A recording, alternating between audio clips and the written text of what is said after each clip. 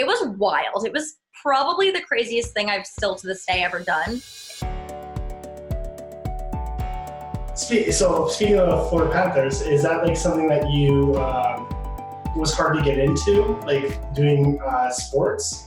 So basically, I got my job with the Florida Panthers. It was actually kind of a crazy story. I don't know, everything with me is a crazy story, but again, the industry I work in is crazy. So, basically, so I went to school for journalism. I went to Florida Atlantic University. I'm one of these people who I've always known what I wanted to do with my life. I remember growing up watching TRL and seeing Carson Daly interview Britney Spears and NSYNC and all these people. And I always was like, Mom, I want to do this. Like, I want to be the person who talks to all these people. Obviously growing up dancing too, I was very in tune with music and everything, that I was listening to. I was listening to stuff that people my age were not listening to because of dance. So I went to college, went to school for journalism, and I ended up starting my own YouTube channel in the middle of college because I was so annoyed with watching these interviews these people were doing. And I was like, I could do a better job. So a bunch of my best friends were like, why don't you make your own YouTube channel? So I ended up making my own YouTube channel. My first interview was Chris Allen, who won American Idol. And I remember I still have the video on my phone from getting the email from the publicist saying, hey, Racquel, like, we'd love to have you interview Chris, blah, blah, blah, blah. I didn't have a YouTube channel name. I didn't have a camera. I didn't have anything. And I was like, well, now I got to do it. So that kind of definitely got the ball rolling. And I mean, I grew up in South Florida, like I said, born and raised. And for whatever reason, I grew up on hockey. My parents loved the sport. My cousins played the sport growing up. So I'm just one of these Florida Panthers like fans since I was born. The franchise is as old as me, so it's just a really cool situation. But yeah, I interned for the CW South Florida affiliate right after I graduated from college, and I had already been working for an online digital music publication. I was their country music correspondent, so I was flying back and forth to Nashville every couple of weeks, and then I got a call one day from one of the guys in marketing from the CW. And he was like, hey, Racquel, I do actually do the music at the Panthers. I know we had talked about this previously. Our host actually is leaving.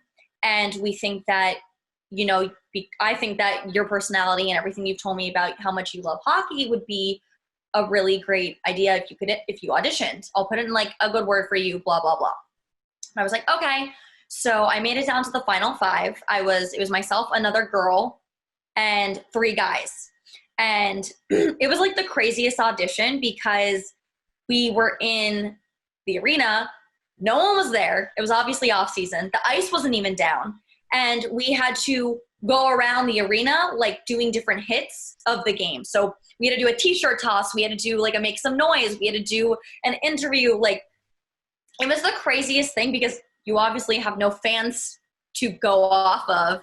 And it was just like, bam, bam, bam, bam, bam. Like they were going from one person to the other. Like this person did the intermission activity. Now, Racquel, you need to do the t-shirt toss. And now if this person, it was wild. It was probably the craziest thing I've still to this day ever done in like audition interview wise.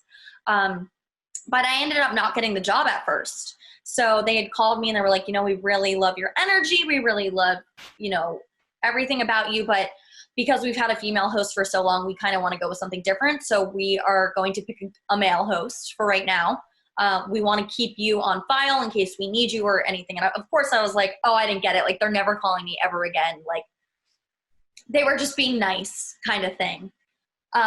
But so as you know, hockey season ends in April unless you make the playoffs. So I was at a game in March, I want to say. It was middle of March. It was like a March 15th type of situation. And they put me on the Jumbotron and I was just dancing. And I was like, oh, they know me. Like they know I'll just, dance. Like I said before, I grew up competitively dancing. But if you've ever been to a sporting event, you know that they don't put you on the Jumbotron for like a really long time. It's normally a pan and then they go to somewhere else. I was on there for a really long time. And I was like, okay, maybe there's no one else. Like, I'm just going to keep dancing and living my best life.